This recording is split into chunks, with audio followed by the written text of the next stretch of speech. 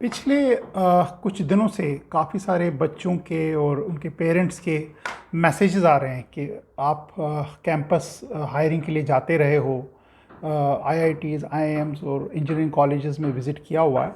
तो हमें ज़रा बताइए कि कैंपस हायरिंग या इंटर्नशिप वो क्या होती है, कैसे कॉलेज में कंट्रीब्यूट करता है, क्या करना होता है।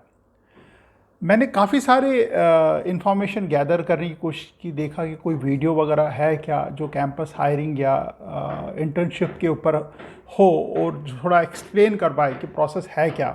तो मुझे कोई ज़्यादा मिला नहीं, तो इसलिए मैंने सोचा कि आज एक वीडियो बनाया जाए जिसके ऊपर मैं आपको पूरा जो कैंपस रिक्रूटमेंट होता है या कैंपस प्लेसमेंट होता है या इंटर्नशिप जो बच्चों को मिलती है थ्रू कैंपस, वो कैसे होती है और वो उसके पीछे से जो जिसको बोलते हैं बैक स्टेज एक्टिविटीज़ क्या क्या होती हैं उसमें, ताकि एक बार बच्चों को बैक स्टेज एक्टिविटी पता लगे तो they are more prepared for the campus hiring या इंटर्नशिप्स के लिए। बेसिकली आपको ये पूरा वीडियो देखना पड़ेगा, क्योंकि अगर आप पूरा वीडियो नहीं देखोगे तो आपको पूरा जो प्रोसेस है कैंपस रिक्रूटमेंट का या कैंपस हायरिंग का वो समझ नहीं आएगा। दूसरा ये है कि आपके दिमाग में बहुत सारे क्वेश्चंस भी होंगे, तो वो आप अगर पूरा वीडियो देखोगे उसके बाद पूछोगे तो I will be able to answer it in a better way. आप इसको सब्सक्राइब ज़रूर करना वीडियो को, क्योंकि सब्सक्राइब करते ही आप क्वेश्चन पूछते हो तो उसका रिस्पॉन्स आपको क्विकली मिलना शुरू हो जाता है, क्योंकि आधे एक घंटे में मैं नॉर्मली रिस्पॉन्स कर देता हूँ। और इसको लाइक वगैरह भी आप ज़रूर करिएगा। सब्सक्राइब तो करना ही पड़ेगा आपको, क्योंकि इस सीरीज़ में और भी वीडियोस आएंगे तो आपको ऑटोमेटिकली इसका सब्सक्रिप्शन या उसका नोटिफिकेशन मिलता रहेगा।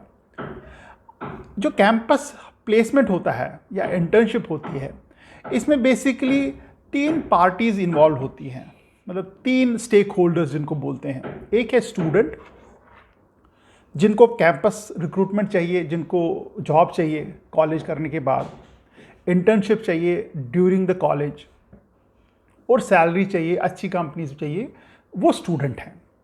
दूसरा है कॉलेज। कॉलेज का रोल क्या है? उसका रोल है कंपनी और स्टूडेंट के बीच में एक इंटीग्रेशन करना। और तीसरी है कंपनीज जो आएंगी और हायर करके चली जाएंगी या इंटर्नशिप ऑफर करेंगी। पहली बात जो है स्टूडेंट है, स्टूडेंट को पहली बात तो अगर वो अच्छे कॉलेज में हैं या अच्छे कॉलेज में नहीं भी हैं तो उनको परेशान होने की ज़रूरत नहीं कि मेरा 4 साल के बाद जॉब कौन सा होगा, कैसा होगा। जो ही आप कॉलेज में घुसोगे तो आपको पता लग जाएगा कि यहाँ इस कॉलेज की कैंपस प्लेसमेंट कैसी है। वो ऑनलाइन भी आपको पता लग जाता है, बाकी आप अपने सीनियर्स वगैरह से भी बात करोगे तो आपको पता लग जाएगा।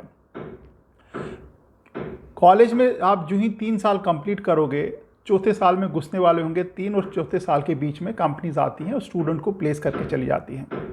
तो स्टूडेंट को उसके लिए तैयारी करनी पड़ती है। उनका स्टूडेंट का काम ये है कि उस कंपनी के लिए पूरी तरह से तैयार हो जाएं, इंटरव्यू दें, सिलेक्ट हो जाएं और जॉब करें। तो उनको टेंशन लेने की ज़रूरत नहीं कि मेरे 4 साल के बाद कहाँ जॉब करूँ, कैसे जॉब करूँ। The college is equipped enough to handle all those queries. दूसरा आता है कॉलेज। अब कॉलेज का क्या काम होता है? उसमें कॉलेज का जो काम होता है वो होता है कि अच्छी कैंपस प्लेसमेंट हो जाए बच्चों की। अब उसे अच्छी कैंपस प्लेसमेंट का मतलब क्या है? उसका मतलब है अच्छी अच्छी टॉप की कंपनीज कैंपस में आएँ, अच्छे अच्छे जॉब ऑफर्स रोल आउट करें, अच्छी अच्छी सैलरीज मिले, यानी कि अच्छी मतलब हायर द बेटर, और बच्चों को एक स्टेबल करियर मिले उसके बाद, और बच्चे खुश रहें उस जॉब में। उससे क्या होता है? उससे कॉलेज की रेपुटेशन बढ़ जाती है, ज़्यादा बच्चे उस कॉलेज में घुसना चाहते होंगे अगले साल, उसके अगले साल, और उससे जो कॉलेज की रैंकिंग है वो अच्छी हो जाती है। अच्छे कॉलेज की रैंकिंग मतलब अच्छा कॉलेज, तो कॉलेज को वो फ़ायदा होता है। अब कॉलेज करता क्या है? इसमें कॉलेज क्या करता है? वो एक एंगेज करता है कंपनी को। जैसे बहुत सारी कंपनी, हज़ारों लाखों कंपनीज हैं इंडिया में, वो कुछ कंपनीज को एंगेज करना शुरू कर देते हैं जो ऑलरेडी उनके कैंपस प्लेसमेंट में आते हैं, या जो नहीं आते हैं, जो नई कंपनीज हैं उनको भी एंगेज करते हैं। उनको ईमेल्स भेजी जाती हैं, उनको न्यूज़लेटर भेजे जाते हैं, ये सारा काम जो होता है वो प्लेसमेंट डिपार्टमेंट का होता है। उसको प्लेस कॉम बोलते हैं। उस प्लेसमेंट डिपार्टमेंट का काम होता है कंपनीज को एंगेज करना। उनको मंथली वीकली बेसिस कुछ ना कुछ इंफॉर्मेशन चली जाती है। कोई कोर्स ऐड हो रहा है कॉलेज में तो उसके बारे में बताया जाता है कि हमारे पास इस कोर्स के भी बच्चे हैं, ताकि आपको ज़रूरत हो तो आप आइए ज़रूर। नए नए स्टूडेंट्स के प्रोफाइल भेजे जाते हैं उनको, अगर कुछ यूनिक से स्टूडेंट की प्रोफाइल है या कुछ कॉलेज की अचीवमेंट है तो वो कंपनीज को डिस्ट्रीब्यूट की जाती है, सो दैट कंपनीज के दिमाग में टॉप ऑफ द माइंड वो कॉलेज रहे। दूसरा काम होता है कोऑर्डिनेशन का, प्लेसमेंट सेल का, जो कॉलेज की प्लेसमेंट सेल है उनका काम होता है कंपनीज को इनवाइट करना, कंपनीज को कैंपस में बुलाना, कैंपस में आके स्टूडेंट को शॉर्टलिस्ट करना, वो शॉर्टलिस्ट स्टूडेंट कंपनीज के साथ शेयर करना, और जिस दिन वो कंपनीज कैंपस में आए उनके इंटरव्यूज़ कोऑर्डिनेट करना। जैसे आपने देखा होगा, मान लीजिए 200 बच्चों ने अप्लाई किया किसी कंपनी के लिए, तो उनके 200 में से शायद जो कंपनी चाहती है उसमें 100 बच्चे ही फिट बैठते हैं। तो वो कंपनी को वो 100 बच्चों के लिए उनको शेड्यूल करते हैं इंटरव्यू के लिए कि कितने बजे कितने कितने बच्चों का इंटरव्यू होगा।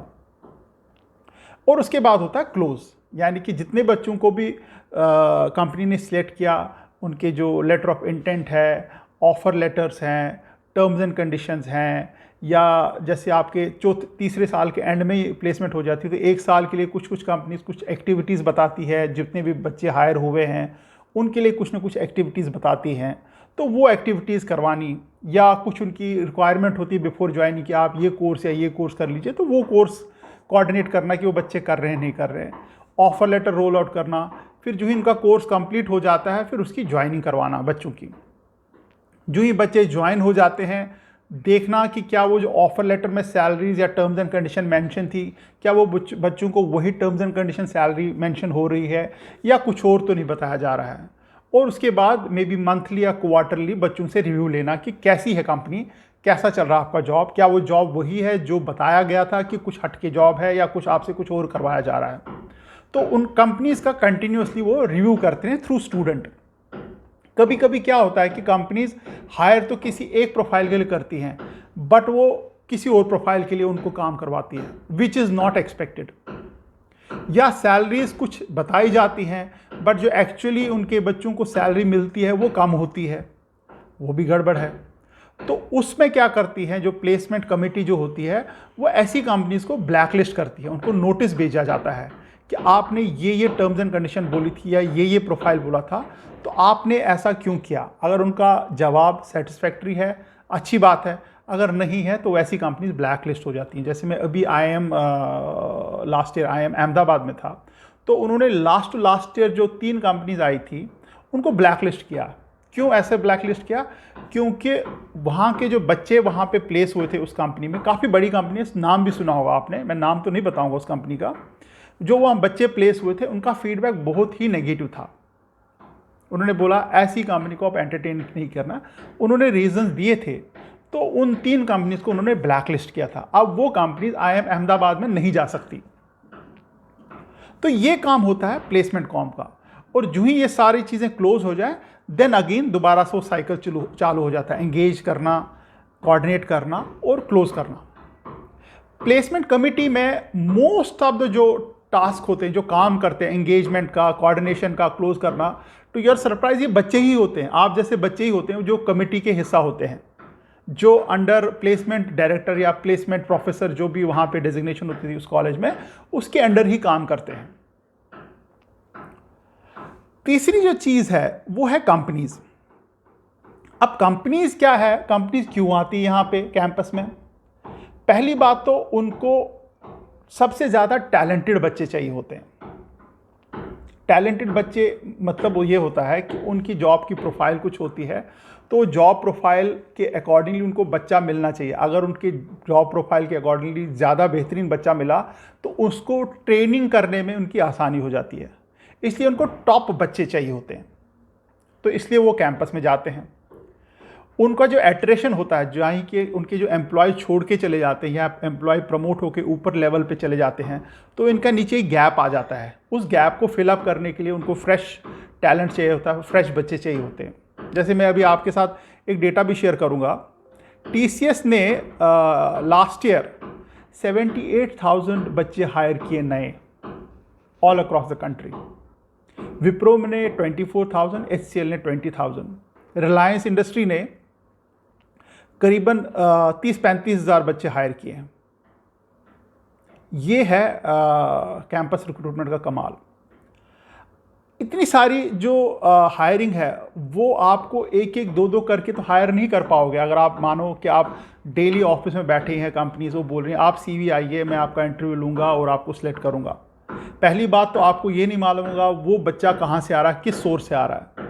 इससे अच्छा है कंपनीज़ के लिए वो टॉप के कॉलेजेस में, इंजीनियरिंग कॉलेज में जाए, वहाँ पे बल्क हायरिंग करें। आपने जैसे सुना होगा, जैसे एक वीडियो में मैंने ये भी बोला था, VIT वेलोर जो है वहाँ विप्रो ने 250 बच्चे एक साथ बल्क में हायर किए थे।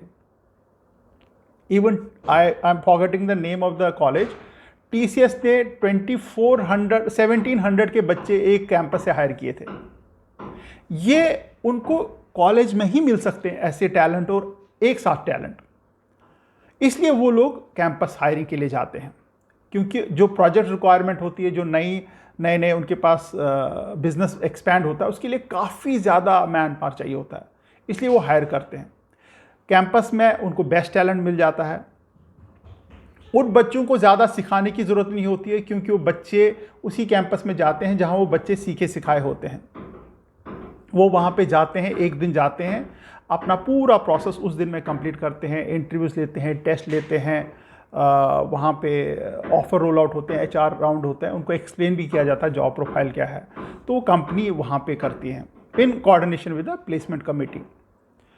उसके बाद उनको जिस दिन उनको ज्वाइनिंग करना होता है तो they inform the college accordingly कि इतने बच्चों को इस दिन ज्वाइन करना है हमारे कंपनी में। अब कंपनी को फ़ायदा क्या है? कंपनी को 3 फ़ायदे हो जाते हैं। एक तो बेस्ट टैलेंट मिल जाता है, एक क्विक बल्क मैन पावर उनको सप्लाई हो जाती है। जैसे मैंने बोला था 200, 250, 500, 1000, जहाँ पे 70-75 हज़ार एक कंपनी बच्चे हायर करती है, तो उनको तो यहीं से मिलेगा। और तीसरी जो है वो हिडन है थोड़ा सा, वो है पब्लिसिटी। जो ही कंपनीज आती हैं तो उस कॉलेज में उसकी पब्लिसिटी हो जाती है, और कॉलेज में जितने भी बच्चे होते हैं, आसपास के जो उनके जो फ्रेंड सर्कल होते हैं, उनके यहाँ पे भी पब्लिसिटी हो जाती है। और मान लो कोई कंपनी बहुत अच्छा पैकेज देती है, जैसे माइक्रोसॉफ्ट बहुत अच्छे पैकेज दे रही है, तो न्यूज़पेपर में भी आ जाता है वो। तो ये फ़ायदा होता है कंपनीज़ का। काफ़ी स्टार्टअप 2-3-4 साल पहले काफ़ी स्टार्टअप भी आए थे जिन्होंने बहुत अच्छी सैलरीज दी थी, तो उनकी भी पब्लिसिटी हुई थी, इस स्टार्टअप ने इतनी सैलरी दी, वाह बहुत अच्छा। बट उसके बाद वो स्टार्टअप फेल हो गए, तो वो थोड़ा सा सस्टेनेबल मॉडल नहीं रहा। इवन काफ़ी IITs और IIITs ने बहुत सारे स्टार्टअप्स को मना किया हुआ है, और बहुत सारे स्टार्टअप का एक बॉटम लाइन चुना हुआ है कि उनका एक मिनिमम टर्नओवर होना चाहिए और मिनिमम उनका इतने साल से उनका ऑपरेशन चालू होना चाहिए। ये मैंने सोचा आपके साथ एक वीडियो शेयर किया जाए जिसमें आपको मैं पूरा समझाऊं कि ये प्लेसमेंट, इंटर्नशिप वगैरह कैसी होती है। अब इसमें एक इंटर्नशिप होती है जो छूट जाती है। जो ही कंपनीज आती हैं हायर करने के लिए, वो उस कॉलेज से कुछ इंटर्न्स भी लेके जाती है। मान लीजिए जो 3rd ईयर के बच्चे हैं वो 4th ईयर में जाएंगे, ऐसे भी बच्चे होंगे जो 2nd ईयर के बच्चे 3rd ईयर में जा रहे हैं, जो समर्स में होता है। नॉर्मली मई, जून, जुलाई में हो जाती हैं चीज़ें, अगस्त, सितंबर तक चलती हैं। तो वो क्या करते हैं कि कुछ बच्चों को सिलेक्ट करते हैं एज ए इंटर्न, जिनको 2 या 3 महीने की इंटर्नशिप भी मिलती है, और इंटर्नशिप के अगेंस्ट उनको काम सिखाया जाता है, उनको ऑफिस एनवायरनमेंट बताया जाता है कैसा है, कंपनीज के बारे में अच्छी चीज़ें सिखाई जाती हैं, प्रोसेसेस समझाए जाते हैं, और उनको एक इंटर्नशिप स्टाइफन भी मिलता है जो 10,000 से लेके 1-1.5 लाख रुपए तक भी जाता है पर बच्चा। डिपेंड करता है कि डिमांड कितनी है, कैसा बच्चा है और कितना टैलेंटेड है। और जिस टाइम वो इंटर्नशिप कंप्लीट करते हैं तो वो कंपनीज अगर उनको वो इंटर्न्स अच्छे लगते हैं तो उनको PPO दिया जाता है, which is called pre placement offer. यानी कि आप हमको बहुत अच्छे लगे, आपका काम अच्छा लग गया, जो ही आपकी इंजीनियरिंग कंप्लीट होगी हम आपको जॉब ऑफर कर रहे हैं। That is called PPO, pre placement offer. यानी कि उस बच्चे की टेंशन ख़त्म हो गई जॉब की, अब उसको कैंपस प्लेसमेंट में भी बैठने की ज़रूरत नहीं है, क्योंकि जिस कंपनी में वो इंटर्नशिप कर रहा था वहीं पे उसको जॉब मिल गई है। और उस जॉब कितनी सैलरी, क्या सैलरी, किस टर्म्स एंड कंडीशन पे, वो सारा उसको बताया जाता है। और बच्चा अगर एक्सेप्ट करता है तब कंपनी ले लेती है, अगर नहीं एक्सेप्ट करता है तो वो फिर कैंपस प्लेसमेंट में बैठ सकता है। ये मैं कर रहा था टॉप कॉलेजेस की बात। जो टॉप के कॉलेजेस नहीं हैं, जो उतने अच्छे colleges in terms of ranking नहीं है, उनमें भी ऐसा ही कुछ प्रोसेस होता है, ऐसा नहीं कि उनका अलग होता है। हाँ, ये डिपेंड करता है कि उनकी शायद सैलरी उतनी अच्छी नहीं होगी या उनकी कंपनीज उतनी ज़्यादा नहीं आ रही होंगी। और ये किसी एक ब्रांच के लिए मैं नहीं बोल रहा हूँ, ये हर एक ब्रांच, मैकेनिकल, मेटलर्जी, सिविल, ये हर एक ब्रांच के लिए है। इसके बावजूद आपके दिमाग में कोई ऐसा क्वेश्चन आता है कैंपस हायरिंग के लिए, प्लेसमेंट के लिए या किसी ब्रांच की सैलरी के लिए, तो आप मेरे को लिखो ज़रूर। मैं कोशिश करता हूं कि आपको जवाब देने के लिए। अगर मैं जवाब नहीं दे पाया, maybe I will share you some links, या कोई ऐसा लिंक हो जिसमें वो इन्फॉर्मेशन कैप्चर हो, आपके साथ में शेयर करूंगा। सब्सक्राइब आप ज़रूर करना इस चैनल को, क्योंकि आने वाले टाइम में बहुत सारे ऐसे वीडियोज़ आने वाले हैं जो आपकी जर्नी ऑफ कॉलेज की जर्नी में आपको काफ़ी हेल्प करेंगे। All the best, do well, thank you very much. और मेहनत खूब करना यार। You should be top 10% of your classroom. Thank you very much.